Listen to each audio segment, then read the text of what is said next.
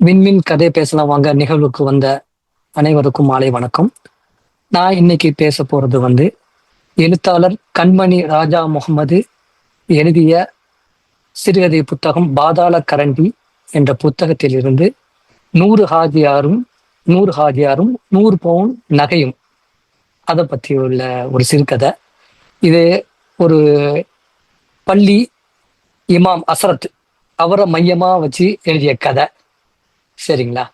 அவர் பேரு பிலாலு. அதுல ஊருக்கு யாரும் அவரு பேரு பிலாலு தான்ங்கிறதே தெரியாது. ஏன்னா ஊர்ல சிறுசுல இருந்து பெருசு வரைக்கும் அவர் அசரத்து அசரத்து தான் கூப்பிட்டு பழக்கம். அதனால அவர் பேரு பிலாலுங்கிறது அவருக்கே மறந்து போகும். அவங்க அம்மா எப்பமாச்சும் வருவாங்க, வந்தா அப்போதான் இவரை ஏ பிலாலு சாப்பிட்டியா, ஏன் லேட்டா வந்தேன்னு கேட்பாங்க. அப்போதான் அவருக்கு தெரியும் அவர் இவரு பிலால்னு. ஏன்னா அவர் பேரு ஊர்ல இருந்து எல்லாருமே அசரத்து அப்படின்னே பதிஞ்சிட்டாங்க. அவர் மனசுலயும் அதே பதிஞ்சிட்டு பிலாலுங்கிற பேர் சரிங்களா? அவர் ஜும்மா பிரசங்கம் வரும். ஜும்மா பிரசங்கத்துல அவர் நவீன கால அரசியல் பேசுறாரு. பின்ன வாழ்க்கை முறை, அப்ப இஸ்லாத்தை பத்தியும் கொஞ்சம் ஜும்மா பைன்ல ரொம்ப பிரச்சனைலாம் ரொம்ப பெருசா பேசுவாரு.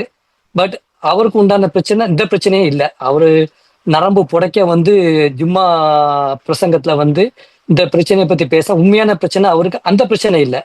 அவருடைய பிரச்சனை எல்லாம் அவரோட மகள் தான். ஏன்னா அவருடைய மகள் பருவம் அடைஞ்சு 15 வருஷம் ஆயிட்டு, அது போக வயசு 28. அவளுக்கு ஒரு நல்ல இடத்துல கல்யாணம் பண்ணி கொடுக்கணும் ஒரு பெரிய இது. ஏன்னா அவங்க இவர் அசரத்துங்கிறதுனால இது பைசா இல்லாத ஆட்கள்னால யார் தேடி வருவாங்க? யாருமே வர்றதில்லை. ஏன்னா அது போக அவங்களோட மனைவியும் ஒரு 2 வருஷத்துக்கு முன்னாடி இறந்துட்டாங்க. அவர் மூத்த பையனும் அஸ்லம் பேரு அவன் ஒரு இஸ்லாமிய ஒரு மாநாட்டுக்கு சென்னைக்கு போயிட்டு திரும்ப வர்றாப்புல. வர வழி திருச்சியில லாஸ்ட் பஸ்ஸை விட்டுறாப்புல. விட்டதுக்கு அப்புறம் அவங்க பஸ் இல்லாம அங்கேயே பஸ் ஸ்டாண்ட்ல தங்கக்கூடிய சூழ்நிலை. அந்த சூழ்நிலை அவரை போலீஸ்கார வரான். இவரை தாடியும் தொப்பியும் பார்த்த உடனே இவரை ஒரு லிஸ்ட்ல சேர்த்துட்டு இவரை அப்படியே தூக்கிட்டு போலீஸ் ஸ்டேஷன் என்கொயரி விசாரணைங்கிற பேர்ல இவரை ஒரு கேஸை போட்டு உள்ள தள்ளிடுறாங்க. ஏன்னா அதுவும் இவருக்கு பெரிய மனக்குழப்பம். இவரு இப்படியே இவருடைய காலத்துல இப்படி போயிருந்தாலும் அவர் பள்ளியில இமாம் சிறப்பல்ல பள்ளி தலைவர், ஜமாத் தலைவர் ஒரு ஆள் நூர்தீன் இருக்காரு. சரிங்களா? அவருடைய இது என்னன்னா, அவருடைய பிரச்சனைனா நூர்தீன் மகளுக்கு கோயம்புத்தூர்ல வேலை பார்க்குறாப்புல, நல்ல வசதியான ஆளு. அவரை அங்க ஊர்ல பெரிய ஜமாத்ல அவருக்கு தனி மரியாதை இருக்கும். எல்லாருமே அவருக்குன்னு ஒரு மரியாதை கொடுப்பாங்க. பட் அந்த மரியாதை அவருக்கு உண்டான மரியாதைல அது பைசாக்கு உண்டான மரியாதை தான். ஏன்னா அவருடைய இது இவர் ஈமான்தாரியா இருக்காரு. எல்லாமே நல்ல ஈமான்தாரி, நல்ல தொழுறாரு. பள்ளிக்கு கரெக்டா அசரத்துல கேட்க வச்சு தொழுக நல்லா தொழுவாரு, துவா கேட்பாரு, நல்ல திக்ரு செய்வாரு. இருந்தாலும் இவர் மனசுக்குள்ள ஒரு குழப்பம், நம்ம எல்லாம் செய்யறாம அல்லாஹ் நமக்கு தரமாட்டுக்கான. அவர் ஒண்ணுமே இஸ்லாத்தின் வழிபடி ஒண்ணுமே நடக்குது. பட் அவருக்கு நிறைய கொடுக்குறானே அப்படிங்கிற மாதிரி இவருடைய ஈமானுக்கு ஒரு சோதனை. இவர் அல்லாஹ் மீதுல நம்பிக்கை வச்சாலும் இவருக்கு ஒரு சின்ன சோதனை. ஒரு ஷைத்தான் மாதிரி ஒருத்தர் வருவான்ல, அந்த வழியில ஒரு 100 ஹாஜியாரு. ஏன்னா ஒண்ணுமே செய்யாம அவருக்கு எல்லாம் கிடைக்குதே அப்படிங்கிற மாதிரி. நைட்டு தூங்குவாரு, திடீர்னு தூக்கத்துல எஞ்சி உட்கார ஆரம்பிச்சிட்டாரு. ஏன்னா இவரை அவர் நமக்கு ஒண்ணும் தரமாட்டேக்கா, அல்லாஹ் அவனுக்கு கொடுக்குறாங்கிற மாதிரி. அப்ப மக சொல்லுவாங்க, என்னதான் நீங்க என்ன செய்றீங்க? இல்லம்மா ஒன்றும் இல்லம்மா, அத்தா உங்களுடைய உடம்பு சரியில்லை, நீங்க காரைக்குடி போய் ஒரு நல்ல டாக்டரை பார்த்துட்டு வாங்கன்னு சொல்லி ஒரு மனநல மருத்துவரை போய் பார்க்க சொல்றாங்க. அங்கிட்ட மனதை பார்த்தோன்னு அவர் சொல்றாரு, உங்களுக்கு ஒண்ணும் இல்லத்தா, நீங்க நல்லா இருக்கீங்க, ரொம்ப சிந்திக்காதீங்க, நல்லா படுத்துங்க, உங்களுக்கு எல்லாமே சரியாயிடும் அப்படிங்கிறாப்புல. முதல் இந்த நூர்தீன் ஆஜர் யாருங்கிறத பார்ப்போம். இவரோட உண்மையான பேரு நூறு அப்படின்னு சொல்லுவாங்க, நூறுன்னு சொல்லுவாங்க.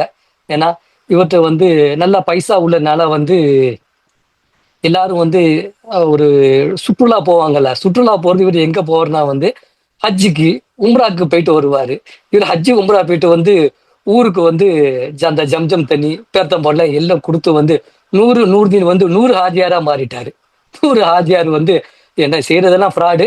பட் இவர் அந்த ஜம்ஜம் தண்ணி இதே கொடுத்துட்டு 100 ஹாஜியாரா இது மக்கள் மத்தியில பேர் வாங்கிட்டாரு. அவர் போயிட்டு கொடுத்துட்டு இருக்கும்போது மக்கள்லாம் கேட்பாங்க, இவர் எல்லாம் செய்யறாரு, பட் அசரத்து இப்படி இருக்காரு, அசரத்துக்கு உண்டான கிடைக்காம இருக்காது, இவருக்கு எல்லாம் கொடுக்குறாரு அப்படிங்கிற மாதிரி எல்லாத்துக்கும் தெரிய தஞ்சாவும். இதான் அசரத்துக்கு ஒரு மனக்குழப்பம். அவர் மனக்குழப்பம் இருந்தாலும் இவர் மக்கள்கிட்ட வந்து பயானு இதுலேயே தான் ரொம்ப தீவிரமா இருப்பார், நம்பிக்கை விடாம செய்வாரு. அவ வந்து இவருடைய நம்ம நூர்தீன் வந்து மகளுக்கு வந்து பாப்பாரு, இனம் பார்ப்பாங்க, மாப்பிள்ளை பார்ப்பாரு. அப்போ அந்த பள்ளியில் உள்ள ஜமாத்துல வருவாங்கல்ல, ஜமாத்து அசருக்கு முன்னாடி சொல்லுவாப்புல, என் மகளுக்கு வந்து நான் இடம் பார்க்குறேன், 100 பவுன் தங்க பவுன் வந்து சீர் கொடுப்பேன், யாரும் நல்லா இருந்தா சொல்லுங்க. அது அசரத்துக்கு முன்னாடி சொன்னா அசரத்து கூட கொஞ்சம் ஏறும் வயிறு வந்து. ஆகா, நமக்கு 10 பவுன் கொடுக்கறது கூட வழி இல்லை, இவர் 100 பவுன் கொடுக்காது, இவருக்கு வயிறு கூட கொஞ்சம் அப்படி இதாகும். இருந்தாலும் மனசை வெளியே காட்டிக்க மாட்டாரு. இவர் அல்லா அப்படின்ட்டு வந்து இவருடைய சிந்தனை ஃபுல்லா வந்து படைச்சவன் மேல தான் இருக்கும். இவர் சொல்றாரு. அப்ப ரமலான் மாதம் வருது. ரமலான் மாதம் கேட்க வச்சிடணும், பள்ளியாசல் ஃபுல்லா விளக்கு போட்டு எல்லாம் ஜெகஜோதியா இருக்கு. நோம்புல வந்து எல்லா மக்களும் பள்ளிக்கூடம் சின்ன சிறு குழந்தைகள் வரும்ல, நோம்புல தான் எல்லாத்துக்கும் வந்து அன்னைக்குதான் வந்து பள்ளி தெரியும். சின்ன எல்லாரும் வராங்க, நோம்பு திறக்க சமையாது. ஒவ்வொரு வீட்ல இருந்து சர்பத்து வடை ஒண்ணு ஒன்னா கொண்டு எல்லாரும் மொத்தம் நோம்பு திறக்கிறாப்புல. ஆனா நம்ம 100 வீட்டுல வந்து mutton samosa, rose milk, Singapore biscuit எல்லாம் இருந்தாலும் பள்ளிக்கு வந்து கை விசிட்டு தான் நோம்பு திறக்க வராரு. வந்தாலும் அது ஒரு பெருமையார் சொல்றாரு, வீட்டுல என்ன இருந்தாலும் பள்ளியாசல் எல்லாத்தோட நோம்பு திறக்கிற மாதிரி வருமா, வராது இல்ல அப்படின்னு சொல்லி ஒரு பெருமையா சொல்லிட்டு பள்ளியில தான் ஜாலியா நோம்பை திறப்பாரு. அப்பவும் அது விடல. அப்போ வந்து நம்ம அப்துல்லா பையன் அலாவுதீன் வந்து துபாயில இருந்து வந்திருக்கா, அப்ப நோம்பு திறக்க. எப்பா, நீ துபாயில இருந்தா வந்திருக்க, நான் என் பொண்ணுக்கு வந்து மாப்பிள்ளை பாக்குறேன், ஒரு துபாயில ஒரு நல்ல இன்ஜினியர் இருந்தா சொல்ல, நான் 100 பவுன் போடுவேன், அங்கேயே 100 பவுன். அப்போ அசரத்துக்கு காதால கேட்கிறாரு. அவருக்கு அப்போ வந்து மனசு வந்து இதாகுது, என்னடா இவரு எப்ப போனா எப்ப, இவர் ஏற்கனவே வந்து இதனால பாதிக்கப்பட்டு தான் வந்து மன டாக்டர் போயிருக்காரு, இவர் திரும்ப குணமே ஆகாது போல தெரியுது, இந்த 100 பவுன் கேட்டாலும் அவர் குணமாகாது அப்படிங்கிற மாதிரி மனசுக்கு வருது. சரி அப்படிங்கிற மாதிரி சொல்றாங்க. அப்போ நம்ம அசரத்தோடைய மகள் நஸ்ரீன் பானு அவங்க வீட்டுல தான் நோன்பு திறப்பாங்க. 2 பேர்த்தம்பளச்சு திறந்துட்டு ஒண்ணு இல்லை, அத்தா தான் வந்து இங்க பள்ளியாசல்ல எல்லாரும் தர வடையெல்லாம் வந்து சின்ன பிளாஸ்டிக் பேப்பர் இதுல பிளேட்ல வச்சு சப்ளை பண்ணிட்டு இப்பெல்லாம் அந்த தொழுகையை முடிச்சுட்டு வீட்டுக்கு எடுத்துட்டு போய் வந்து அந்த பிள்ளைக்கு கொடுப்பாங்க, மகளுக்கு கொடுப்பாங்க. மகள் அதை தான் வச்சு நோன்பு திறப்பாங்க. நோன்பு திறந்து அந்த நோன்பு நேரத்துல வந்து சிறப்பு தொழுகை 20 நடக்குமா.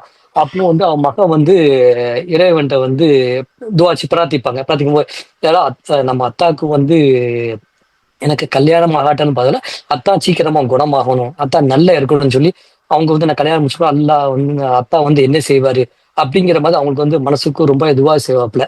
சரி அப்படின்னு சொல்லும் போது வந்து அடுத்து வந்து ஜும்மா வருது. அடுத்து ஒரு ஜும்மானா வந்து அந்த நோன்பு மாசத்துல வந்து கடைசி ஜும்மா. கடைசி ஜும்மானா தான் மக்களுக்கு வந்து எல்லாரும் பள்ளியாசல் நோக்கி வந்த ஆரம்பிச்சிருவாங்க. நல்ல கூட்டம், நல்ல கூட்டம் எல்லாம் வந்து தொழுகை முடிஞ்சிட்டு வந்து எல்லாரும் மதியம் சாப்பிட போக வேண்டியதில்ல, வீட்டுல தானே இருக்கணும், பள்ளியில தானே இருக்கணும். என் வீட்டுக்கு போவோம், பள்ளியில எல்லாருமே இருந்து நல்லா ஜாலியா பேசிட்டு இருக்காங்க.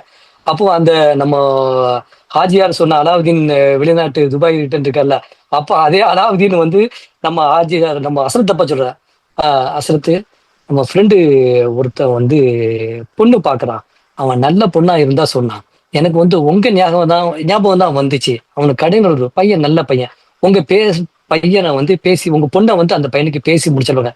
அவருக்கு ரொம்ப சந்தோம், கண்ணில் அப்படியே ஒளி பறந்து நல்ல சந்தோஷத்துல இருக்காரு. அந்த சமயத்துல வந்து வெளியே வந்து ஒரு போலீஸ் ஜீப்பு வந்து ஒலி எழுப்பிட்டு போகுது, சைரன் எழுப்பிட்டு. சரி, நேரா எங்க போகுதுன்னா வந்து நேரா அந்த 100 வீட்டு வாசல்ல போய் நிக்குது. 100 என்னடா இதுன்னு வெளியே வந்து அதே வெளிநாட்டு அலாவுதீன் ஒருத்தர் இருக்கான். அவன்கிட்ட போய் கேட்கிறப்ப, என்னப்பா வெளியே என்னப்பா ஒரு போலீஸ் ஜீப் போகுது, என்ன ஏதுங்கப்ப, தெரியாதா நம்ம 100 இருக்கல்ல, 100 பள்ளிக்கு வந்த சமயத்துல 100 வீட்டுல பொம்பளை எல்லாம் கெட்டி போட்டு அவர் வீட்டுல பணம் நகை எல்லாத்தையும் அடிச்சு தூக்கிட்டு அவன் திருடிட்டு போயிட்டான் அப்படிங்கிறாப்புல. அப்படிங்கிறப்ப இந்த கதை தான் வந்து என்ன முடிஞ்சிட்டு, இதோட இந்த கதை முடிஞ்சிட்டு. இது என்னன்னா அவர் அல்லா மேல வச்ச நம்பிக்கையில வந்து 100 என்ன கிடைக்கணுமோ அதை ஃபுல்லா வந்து சேம் அப்படியே மாத்தி இவருக்கு கிடைச்சிருது. ஏன்னா நல்ல மாப்பிள்ள, இவருக்கு ஒண்ணுமே இல்லாம இவரோட மகளுக்கு வந்து நல்ல இடத்துல இடம் முடியுது அப்படிங்கிற மாதிரி இந்த கதையை முடிப்பாரு. நல்ல அருமையான கதை. வணக்கம்.